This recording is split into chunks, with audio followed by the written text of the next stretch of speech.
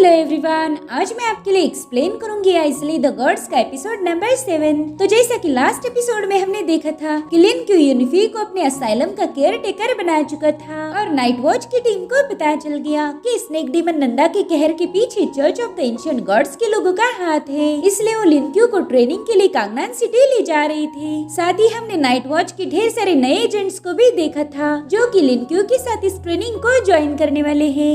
अब आगे तो ओपनिंग सीन में हमें कांगनान सिटी का ट्रेनिंग सेंटर दिखाया जाता है जहाँ पर सभी लोग लिन क्यू का इंतजार कर रहे थे। वो आपस में ही बात करते हैं कि हमारी अथॉरिटीज ने इस बंदे को काफी सीरियसली लिया, पता नहीं इसमें ऐसी क्या बात होगी। और अब उन्हें मेन गेट पर लगे हुए कैमरास में लिन क्यू नजर आता है। ये सभी लोग बस उसे घूरे जा रहे थे और तभी वहाँ पर कमांडर युवान पहुँच गए। वो अपने टीम से कहते कि तुम लोग इस बंदे को ऐसा क्यों घूर रहे हो, जाके उसे गेट के अंदर लेके आओ। तो एक बंदा तुरंत लिन क्यू को रिसीव करने ही चला जाता है। अब वहाँ मौजूद बाकी के ऑफिसर्स कमांडर युआन को पूछते हैं कि आखिर इस बंदे में ऐसा क्या स्पेशल है, इसके पास कौन से गॉड्स की पावर है। जिस पर कमांडर युआन बताने लगे कि ये एंजल माइकल का सक्सेसर है और मुझे पता है कि तुम इसे ट्रेन करने के लिए काफी ज्यादा बेसब्र हो। इधर वो बंदा लिन क्यू को बता रहा था कि हर साल हमारे ट्रेनिंग सेंटर में 240 नाइट वॉच तो आती ही है। अब इतना बड़ा नंबर सुनकर लिन क्यू भी थोड़ा सा शॉक था। वो कहता है कि मुझे लगा नहीं था कि नाइट वॉच की तादाद इतनी ज्यादा है। जिस पर जिमी कहने लगा कि तुम्हें किसने बताया कि जो भी लोग ट्रेनिंग कैंप को ज्वाइन करते हैं वो नाइट वॉच ही बनते हैं।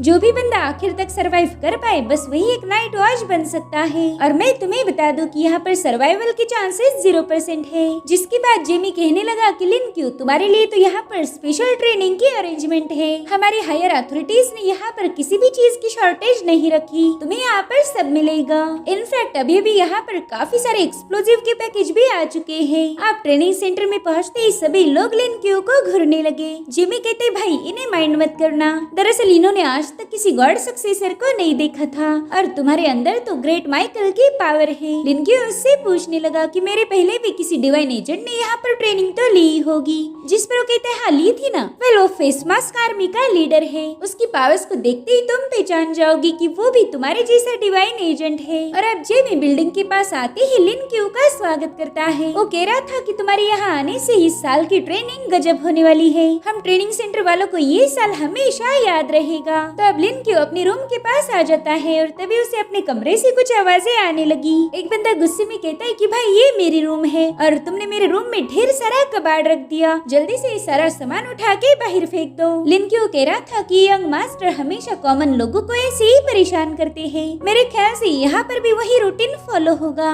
खैर अब तो मैं इस यंग मास्टर को बिल्कुल नहीं छोड़ने वाला। लिन क्यू फाइट के लिए रेडी हो रहा था कि तभी वो दरवाजा खुल के उसके सामने एक बंदा पटक जाता है और अंदर से वो यंग मास्टर कह रहा था कि भाई ये मेरी रूम है, इस डबल रूम में मैं मेरे रूममेट के साथ रहूंगा। जिसके बाद यंग मास्टर की बॉडीगार्ड आकर उस बंदे को उठा के लेके जाती है, यानी कि यहाँ पर यंग मास्टर की कोई गलती नहीं थी। इसीलिए लिन क्यू ने भी अपना फाइट करने का इरादा बदल लिया।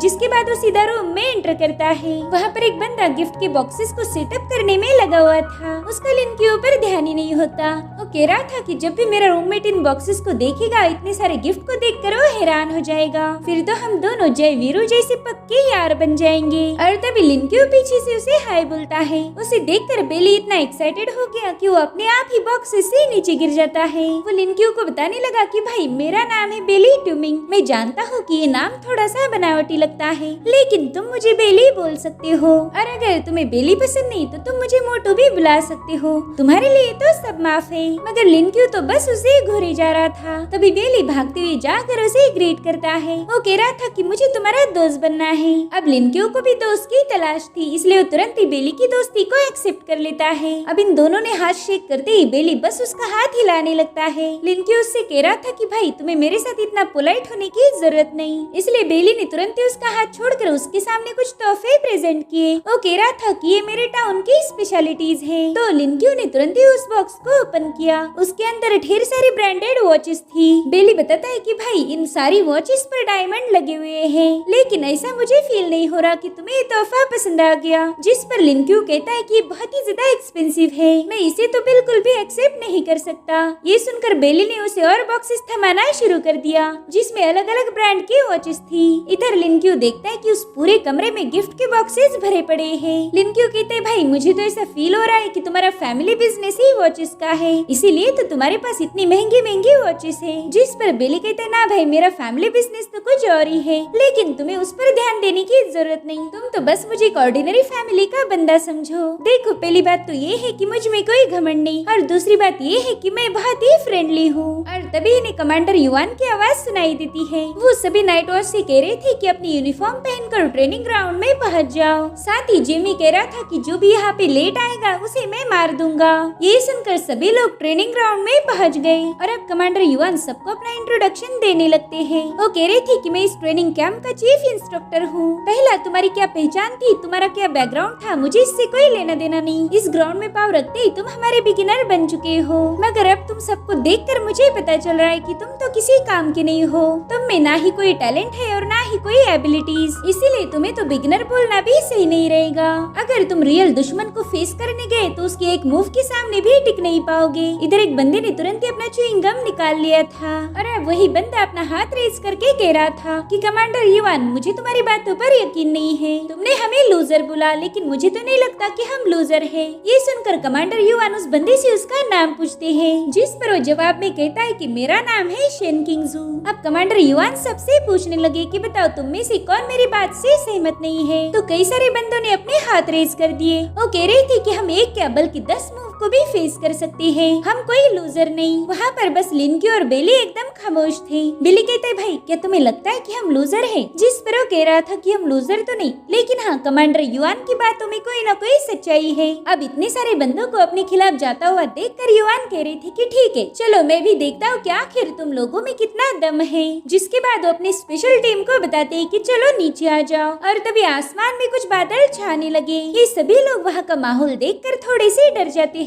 जिसके बाद हमें मास्क लगाई हुई टीम को दिखाया गया जो कि बड़ी ही तेजी से आसमान से नीचे आ रही थी। वो अपनी पावर्स को एक्टिवेट करते हुए ट्रेनिंग ग्राउंड पर एक धमाका करके नीचे आ जाते हैं। उन सब की पावरफुल ऑरा से उस जगह पर तूफान आ गया था। वली इस ट्रेनिंग सेंटर की सबसे स्पेशल टीम है जिसे मास्क टीम भी कहा जाता है। इन सब ने अपनी अलग अलग एबिलिटीज को अनलॉक किया है। किसी के पास ग्रेविटी की पावर है तो किसी के पास वाटर की, किसी के पास स्पेस की पावर है तो किसी के पास टाइम की। लिनक्यू तो अपना सारा फोकस इस टीम के लीडर पर करता है। इसी बंदे के बारे में जेमी ने लिनक्यू को बताया था। वली बंदा भी लिनक्यू जैसा ही गॉड का सक्सेसर है। और तभी स्पेशल टीम का एक बंदा नीचे गिर जाता है। वो कह रहा था माफ करना भाई लोग, मुझे ऊंचाई से डर लगता है। और अब वहाँ पर एक अनाउंसमेंट की जाती है। सबको बताया गया कि ये हमारी स्पेशल टीम है और ये अपने रूल्स खुद बनाते हैं। आप तुम्हारी टीम में टोटल 240 न्यू रिक्रूटर्स हैं और तुम्हारा टास्क ये होगा कि तुम्हें इस स्पेशल टीम के मास्क को हटाना है। अगर तुम सब मिलकर बस एक बंदे के मास्क को भी हटा पाए तो समझ जाओ कि तुम जीत चुके हो, और अगर तुम ये नहीं कर पाए तो फिर तुम्हें मैनेजमेंट के हर एक रूल को फॉलो करना होगा। तुम यहाँ पर अपनी जबान नहीं लड़ाओगे। तो इस चैलेंज के लिए वहाँ मौजूद सभी लोग तैयार हो गए।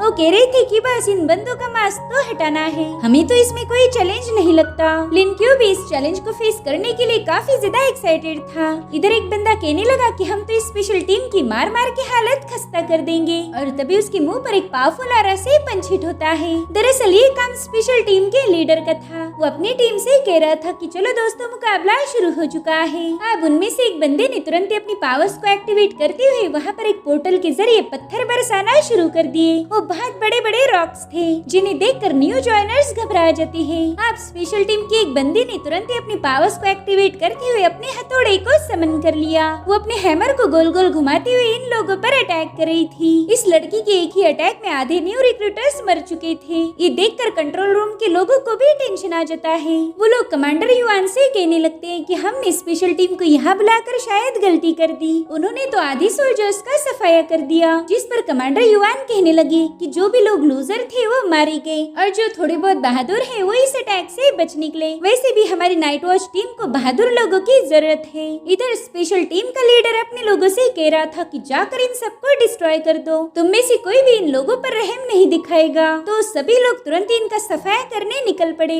लिन क्यू को तो स्पेशल टीम का लीडर बहुत ही ज्यादा इंटरेस्टिंग लग रहा था। अब लिन क्यू भी इस चैलेंज को एक्सेप्ट कर लेता है। वो बेली को लेकर एक गोडाउन के पास आ जाता है। लिन क्यू बेली को बता रहा था कि इस रूम में वेपन हो सकते हैं। अगर हमारे पास वेपन रहे तो हम स्पेशल टीम का आसानी से मुकाबला कर पाएंगे। जिस पर बेली कहता है भाई मेरे पास जीतने का एक दूसरा भी रास्ता है। अब वो आगे कुछ बता पाई इससे पहले वहाँ पर एक लड़की पहुँच गई। बेली को तो उसे देखते ही उससे पहली नजर वाला प्यार हो गया। वो लड़की बड़े ही कूल अंदाज में अपनी उंगलियां चटकाते हुए उस डोर को ओपन करने की कोशिश करती है, लेकिन वो दरवाजा तो ऐसा खुल नहीं रहा था। इसलिए उस बंदी ने तुरंत ही अपनी पावर्स को एक्टिवेट कर दिया। उसकी पावर से वहाँ की जमीन शेक हो रही थी, जिसे देखकर लिन क्यू और बेली दोनों भी शॉक हो जाते हैं। और अब उस बंदी ने एक हल्की सी टच से उस दरवाजे के चिथड़े उड़ा दिए। बेली तो उसकी पावर्स को देखकर उस पर और ज्यादा फिदा हो गया। वो कह रहा था भाई ये बंदी तो बहुत ही ज्यादा कूल है। अब कई सारे न्यू रिक्रूटर्स उस रूम से वेपन्स कलेक्ट कर रहे थे ताकि वो स्पेशल टीम का मुकाबला कर पाए। उस बंदी ने भी अपने लिए एक खास वेपन उठा लिया था। तभी लिन क्यू उससे कहने लगा कि स्पेशल टीम में टोटल 5 लोग हैं और उन सबके पास बहुत ही खतरनाक पावर्स है।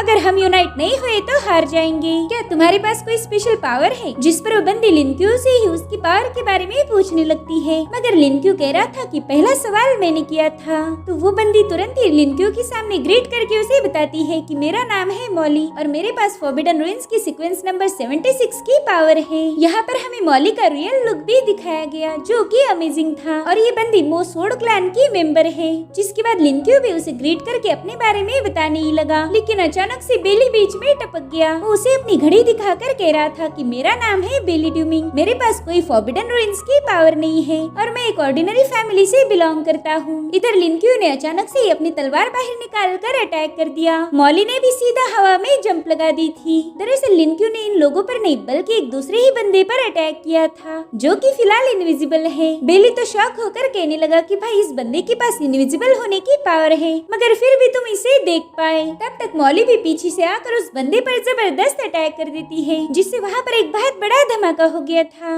अब स्पेशल टीम का बंदा उनके सामने आकर कह रहा था कि वाकई ये अटैक तो काफी ज्यादा खतरनाक था। मॉली देखती है कि उस बंदे ने अपने कटे हुए हाथ को दोबारा से जोड़ दिया। वो कह रही थी अरे बाप रे ये बंदा तो अपनी बॉडी पार्ट्स को रीजनरेट कर सकता है। जिस पर लिन क्यू कह रहा था नहीं इसके पास मून की पावर है और उसी को एक्टिवेट करते हुए इस बंदे ने तुम्हारे अटैक को डॉज कर दिया। अब वहाँ पर ढेर सारे नए बंदे भी आ चुके थे। उन सब ने मिलकर इस बंदे को घेर लिया। वो बंदा कह रहा था वाओ अब तो मुझे तुम सबको खत्म करना पड़ेगा और वो भी अकेले ही। इधर लिन क्यू भी अपनी टीम को बता रहा था कि अकेला बंदा हम सब पर भारी नहीं पड़ सकता। ये स्पेशल टीम को हराने का हमारे पास काफी अच्छा मौका है। अगर हम इसका मास्क भी हटा पाए तो भी हम ये चैलेंज जीत जाएंगे। जिसके बाद लिन क्यू बेली से पूछता है कि भाई तुम्हारा वेपन कहाँ पर है? तो बेली उसे हंसते हुए बताने लगता है कि भाई मैं कोई वेपन यूज नहीं कर सकता, लेकिन तुम फिक्र मत करो मैंने सब कुछ प्रिपेयर करके रखा है। जिसके बाद हम देखते हैं कि वहाँ पर जितने भी बंदे थे उन सब के हाथों में ब्रांडेड वॉचेस थी,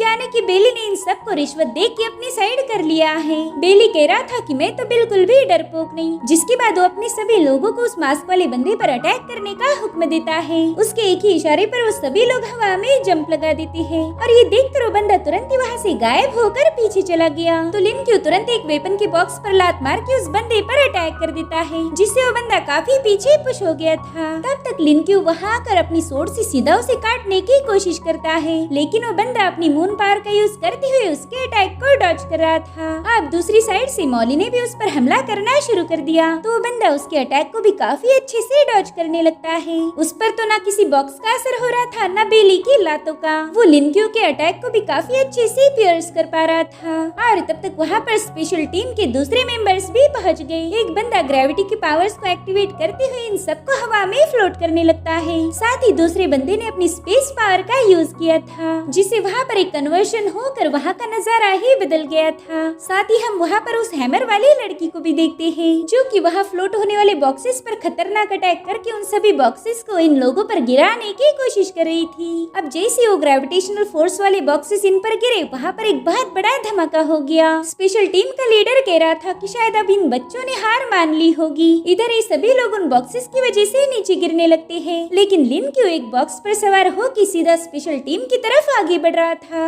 वो देखता है कि बेली हॉन्ग भी हवा में गोते खा रहा है तो लिन क्यू उसे कैप्चर कर लेता है। तब तक मॉली भी वहाँ पर पहुँच चुकी थी। लिन क्यू बताता है कि हम सबकी ताकत में काफी ज्यादा डिफरेंस है, इसलिए हमें अगला कदम संभाल कर रखना होगा। जिस पर बेली कह रहा था, भाई क्यों टेंशन ले रहे हो, मैं हूँ ना। और तभी एक बॉक्स उसकी थोबड़े पर हिट होकर उसे उड़ा देता है। इधर वो हैमर वाली लड़की अपना हथौड़ा घुमाते हुए लिनक्यू और मॉली को क्रश करने की कोशिश करती है, मगर ये लोग तुरंत ही वहाँ से जंप लगा देते हैं। इधर लिनक्यू हवा में फ्लोट करते हुए उसके सामने आने वाले हर एक बॉक्स को काट रहा था। उसका स्पेशल परफॉर्मेंस देखकर स्पेशल टीम का बंदा कहने लगा कि हमें इस लड़के पर ज्यादा ध्यान देना होगा। इधर लिनक्यू उस मून पावर वाले बंदे के साथ फाइट करना शुरू कर देता है। वो बंदा फाइट करते हुए लिनक्यू को उकसाने की कोशिश करता है। वो कह रहा था कि मैंने तो सुना था कि तुम गॉड के सक्सेसर हो, मगर तुमने अभी तक अपनी एक भी पावर शो नहीं की। इधर लिनक्यू ने सीधा उस बंदे को एक बॉक्स पर पटक दिया था, लेकिन लिनक्यू उसकी अच्छी खासी धुलाई कर पाई, इससे पहले वो बॉक्स फिसल जाता है। वहाँ पर बॉक्सेस की कंटिन्यूअस मूवमेंट होने की वजह से लिनक्यू उस बंदे को अच्छे से धो नहीं पा रहा था। अब लिनक्यू दोबारा से उसे फॉलो करने लगता है। तभी उस बंदे ने लिनक्यू पर एक स्नीक अटैक कर दिया, जिससे लिनक्यू सीधा नीचे गिरने लगता है। लेकिन थोड़ी देर में उस बंदे के पास पहुँच गया, उस पर अटैक करते हुए अपनी गॉड पावर शो करता है। वो बंदा लिनक्यू की सोड में गॉड का विजन क्लियरली देख पा रहा था। लिनक्यू कहता है, चलो अब मैं तुम्हें थोड़ी सी मेरी स्किल दिखाता हूँ। जिसके बाद उसने तुरंत ही उस बंदे पर अटैक कर दिया। वो बंदा अपनी ब्लेड से लिनक्यू के अटैक को रोक रहा था। दूसरे एजेंट समझ गए थे कि लिनक्यू हमारे दोस्त को मार सकता है, इसलिए उन्होंने भी लिनक्यू पर अटैक करने की कोशिश की। तो मॉली भी तुरंत ही जाकर लिनक्यू की मदद करने लगती है। उसने उन लोगों पर एक खतरनाक अटैक कर दिया था, लेकिन वो बंदे तुरंत ही साइड में हट जाते हैं। इधर बेली ने एक एक्सप्लोजिव का बॉक्स उठाकर उन लोगों पर फेंक के मारा था, मगर स्पेशल टीम का बंदा अपनी ट्राइवियल स्किल को एक्टिवेट कर देता है, जिससे वहाँ पर बॉक्सेस की एक शील्ड बन गई। और यही वजह थी कि वो लोग बेली और मॉली के अटैक से बच पाए। और अब लिनक्यू अपने बाकी बचे मेंबर्स को इशारा कर देता है। वेल, वो सभी लोग बॉक्सेस में छुपे हुए थे। उन सब ने सीधा बॉम्ब्स का यूज करके स्पेशल टीम पर हमला कर दिया।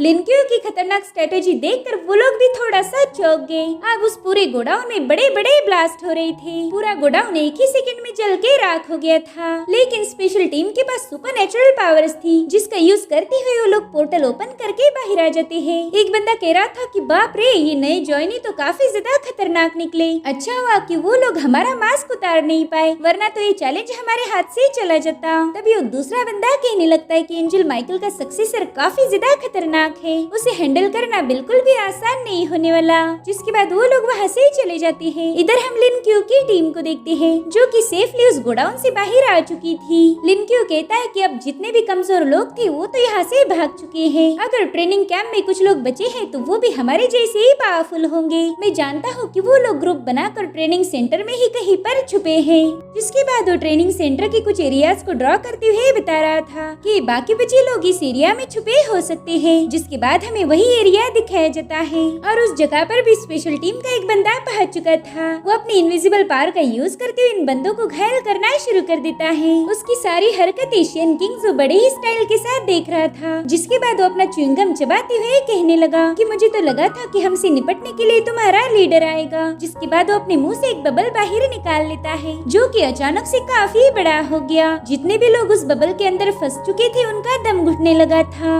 अब किंग्स उस स्पेशल टीम के बंदे से कहने लगा कि दोस्त, मैं जानता हूँ तुम मेरी आवाज सुन नहीं सकते, मगर तुम्हें मेरे लिप्स को तो रीड करना ही होगा। वेल, मैं फिलहाल रेस्ट्रिक्टेड एरिया में हूँ और मेरा फॉरबिडन रूइंस का सीक्वेंस है 068। यहाँ पर मैंने एक वैक्यूम जोन बना लिया है और इसके अंदर मौजूद लोग इतनी आसानी से मरेंगे नहीं। पहले 10 सेकंड में तो इनकी ब्लड वेसल में बबल्स क्रिएट होंगे, जिससे इनके वेसल में ब्लॉकेज होकर इंटरनल ब्लीडिंग होना शुरू हो जाएगी। उसकी बातें सुनकर स्पेशल टीम का बंदा तुरंत ही उस पर हमला करने आ जाता है, मगर किंग्जू ने उसकी सोड को वहीं पर रोक दिया। वो कहता है, भाई यहाँ पर हाई लेवल की रिस्क है, देख इन लोगों की थोड़ी देर में मौत हो जाएगी। ये सुनकर स्पेशल टीम का बंदा कहने लगा कि तुम बहुत बेरहम हो, तुम एक चैलेंज को जीतने के लिए इतने लोगों को खत्म करने के लिए तैयार हो गए। जिस पर किंग्जू कहता है, अपना मास्क उतार दो और मैं भी ये बबल हटा दूंगा। देखो, एक तो तुम मुझे मार सकते हो, लेकिन इसमें सभी लोग मारे जाएंगे, या फिर तुम अपना मास्क हटाकर सबको बचा सकते हो। डिसीजन तुम्हारे हाथ में है। तुम्हारे पास टोटल 5 सेकंड का वक्त बचा है, तो जल्दी से डिसाइड करो कि तुम क्या करने वाले हो। इधर वो मास्क वाला बंदा देखता है कि वो सभी लोग बुरी तरह से तड़प रहे हैं और किंग्जू को उन पर कोई रहम नहीं आ रहा था, बल्कि उसने तो उल्टी गिनती ही शुरू कर दी थी। वो कहता है 5, 4, 3, तो बंदा भी अपना मास्क उतारने पर मजबूर हो गया। लेकिन तभी वो हैमर वाली लड़की वहाँ आ जाती है। वो सीधा किंगजू पर अटैक करने वाली थी, मगर किंगजू ने वहाँ पर एक ब्लास्ट कर दिया। वो नीचे गिरते हुए कहने लगा कि दोस्तों अपनी एक्टिंग बंद कर दो और जल्दी से वहाँ से भाग निकलो। ये सुनकर वहाँ पड़े बंदे तुरंत ही तड़पना बंद कर देते हैं। अब वो जल्दी से वहाँ से भाग रहे थे, यानी कि इतनी देर से यहाँ बस नौटंकी चल रही थी। स्पेशल टीम का बंदा ये सब देखकर काफी ज्यादा हैरान हो जाता है। वो गुस्से में किंगजू से कह रहा था कि तुम्हारी इतनी हिम्मत कि तुम मुझे बेवकूफ बनाओ, जिसके बाद वो भी किंगजू पर अटैक करने के लिए कूद गया। तभी किंगजू वहाँ पर एक और वैक्यूम बॉल क्रिएट कर देता है। वही दूसरी तरफ जियांग टीम लीडर को बता रहा था कि इस बार हमारे हाथ church of the ancient gods का एक बंदा लग चुका है। फिलहाल जोंग तो उसकी खातिरदारी करने में बिजी है। इधर जोंग उस बंदे को बुरी तरह से पीट रही थी। और इसी के साथ एपिसोड यहीं पर एंड हो जाता है। गाइस, आज का एपिसोड आपको कैसा लगा मुझे कमेंट करके जरूर बताना। Thank you for watching. Bye bye, take care.